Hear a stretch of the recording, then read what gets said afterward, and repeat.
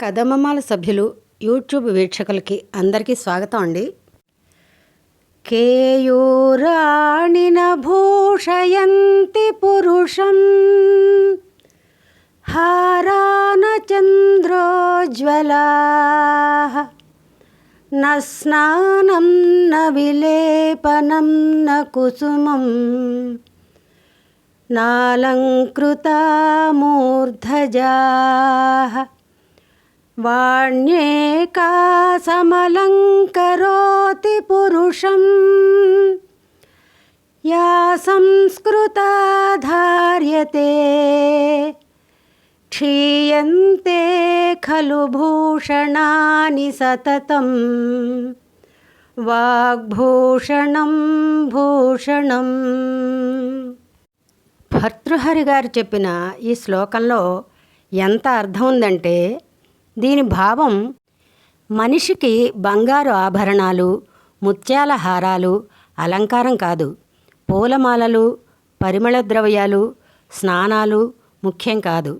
సంస్కారంతో కూడిన మాటలే మనిషికి సిసలైన అలంకారాలు. పైవన్నీ క్షీణించేవే. క్షీణించని మంచి మాటే సిసలైన ఆభరణం అని దీని యొక్క భావం అండి. ఎంత గొప్పగా చెప్పారండి.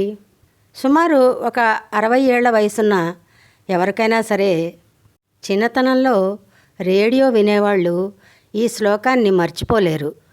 రేడియోలో సంస్కృత పాఠం అని వస్తూ ఉండేది. ఆ సంస్కృత పాఠం వస్తున్నప్పుడు ఈ శ్లోకం వస్తూ ఉండేది. ఇది వినగానే నాకైతే చిన్ననాటి మధుర స్మృతులులోకి వెళ్ళిపోయేదాన్ని. సరే, దాన్ని పక్కన పెడితే మనిషికి ఎవరికైనా సరే మంచి మాటే అలంకారం అని దీని అర్థం కదా. కానీ మనలో చిన్నలు పెద్దలు, జీవితంలో అనుభవం ఉన్నవారు, అనుభవం లేనివారు కూడా ఎంతమంది మనం మాటల్ని అదుపులో ఉంచుకుని మాట్లాడగలుగుతున్నాం.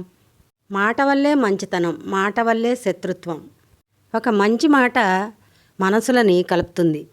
అయితే ఇక్కడ ఒక మాట అండి, మంచి మాట మనసులని కలుపుతుంది అని ఎదుటివాళ్ళు అంటే మన ఇంట్లో వాళ్ళే అనుకుందాం, మన చుట్టూ ఉన్న మనకి దగ్గరే అయిన వాళ్ళే అనుకుందాం.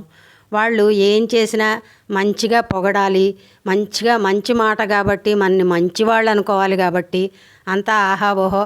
ఇది కూడా అంత మంచి మాట కాదేమో అని నాకు అనిపిస్తుందండి. అలా అని ఉన్న విషయం ఉన్నట్టు కుండబద్దలు కొట్టినా సమాజానికి శత్రువులమే అవుతాం.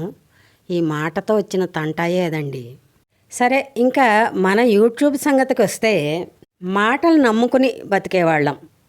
మాటల్ని నమ్ముకుని అంటే మాటల్ని అమ్ముకుని లేదా మాటల్ని నమ్ముకుని, మాటలు నమ్ముకుని బతికేవాళ్ళు చాలామంది ఉంటారు కదండి. చక్కటి మాటలు చెప్తూ వాళ్ళ పనులు వాళ్ళు చక్కబెట్టుకుంటూ ఉండే సమాజాన్ని చూస్తాం మనం ఈ యూట్యూబ్లో. మాటల ద్వారా గారడీ చేయడం, అదిగో ఫలానా వాళ్ళు తీయగా మాటలు చెప్పి మమ్మల్ని ముంచేశారు, ఇలా అయిపోయింది అలా అయిపోయింది అని ఈ మునిగిపోయిన వాళ్ళు నెత్తి నోరు బాదుకుంటూ ఉంటారు. చూసారా, తేనె మాటలకి ఎంత విలువిస్తామో మనం. అదే ముక్కుసూటిగా మాట్లాడిన మాటకి అస్సలు విలువే ఇవ్వం మనం. ఎందుకంటే అవి రుచిగా ఉండవు కాబట్టి. యూట్యూబ్లో వీడియోలు చేయాలంటేనే మాటలు బాగా మాట్లాడగలిగి ఉండాలండి. అదే సక్సెస్ కిటుకు కూడాను. కానీ మనం ఎన్ని మాటలు చెప్పినా ఎదుటి వాళ్ళకి అది చెడు కాకుండా ఉండాలి. ఉన్నప్పుడే మనం మన ఆత్మకు కూడా సమాధానం చెప్పుకోగలుగుతాం. అదే ఆత్మ పరిశీలన అనేది ఉంటే. అయినా కానండి, అంటే కోపం వస్తుంది కానీ మీ అందరికీ పంచదారలాగా తీయగా, గుత్తొంకాయ కూరలాగా కమ్మగా కబుర్లు చెప్పేస్తే నమ్మడం ఎందుకండి? మీరు అస్తమానం నమ్మకండి, ఆచరించేయకండి.